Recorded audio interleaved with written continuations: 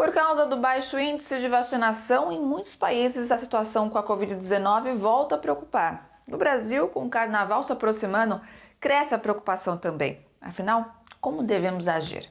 Veja no comentário do ex-ministro da Saúde, professor Arthur Quioro. Voltamos hoje a tratar do tema da Covid. Com muita apreensão, observa-se em muitos países do hemisfério norte, particularmente na Europa Ocidental, um aumento do número de casos importante. Trata-se, entretanto, de uma situação hoje bastante diferente da que esteve presente nas 3 ondas anteriores que aconteceram na Europa. Afinal de contas, os casos graves, internações e óbitos se circunscrevem basicamente àquelas pessoas que não tomaram vacina ou que tomaram apenas a primeira dose, o que leva governos democráticos a tomarem rigorosas medidas no sentido de estimular a população a vacinar e de proibir a circulação em ambientes coletivos de pessoas que não têm as vacinações completas. Uma medida muito importante do ponto de vista da proteção. Afinal de contas, muitos países apresentam ainda taxas insuficientes para conter a transmissão da doença.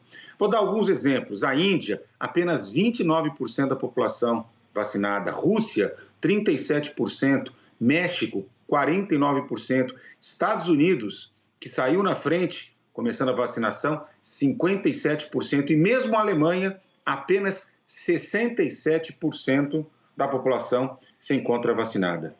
É claro que tem países que têm feito a lição de casa e têm se portado como verdadeiros exemplos. Cuba, com 93% da sua população vacinada, Portugal, com 89%, e o Chile, com 87%, são exemplos de países que já podem gerenciar medidas de abertura com mais segurança, porque a cobertura é muito importante. Mas vejam, enquanto não houver, em escala planetária, um esforço entre as nações para, de fato, conseguir enfrentar a desigualdade na oferta de vacinas, nós continuaremos experimentando o risco das variantes do coronavírus, né, e a impossibilidade de controle da doença em escala global. Apenas 53% da população de todo mundo recebeu apenas uma dose da vacina. Nos países pobres, 5,2% da população recebeu apenas uma dose. Portanto, é uma enorme desigualdade. E por que eu estou dizendo isso? Porque no Brasil hoje, nós estamos nos aproximando de 90% da população adulta já vacinada, aqui no caso do estado de São Paulo, 80% no país como um todo. Tirando-se as crianças menores de 12 anos, 76% da população brasileira já está vacinada. E isso muda o quadro em termos de controle da doença. Nos últimos dias, nós temos convivido com uma média diária de casos confirmados de 9 mil casos por dia e cerca de 200 óbitos. Ainda é um número muito expressivo, embora muito, muito melhor do que o que nós enfrentamos. O dilema que se coloca é, então, chegou o momento de voltar à vida normal? Não. Qualquer profissional de saúde, qualquer especialista, qualquer gestor, qualquer pessoa com responsabilidade sabe que essa é a hora de prudência, do uso da máscara, de evitar aglomerações. Ah, mas meus amigos estão indo ao estádio, nós pretendemos pular no bloco de carnaval. Nós vamos ter a vida inteira para frequentar a vida em normalidade.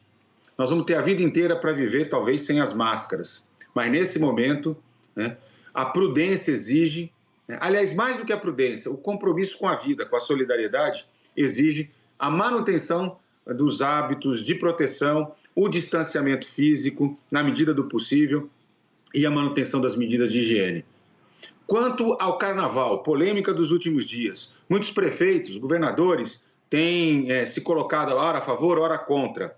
Muitos prefeitos, inclusive, anunciam que não farão carnaval, mas no fundo, se trata meramente de uma questão econômica, até porque permitirão que a sociedade se organize e façam blocos, carnavais, em clubes, etc.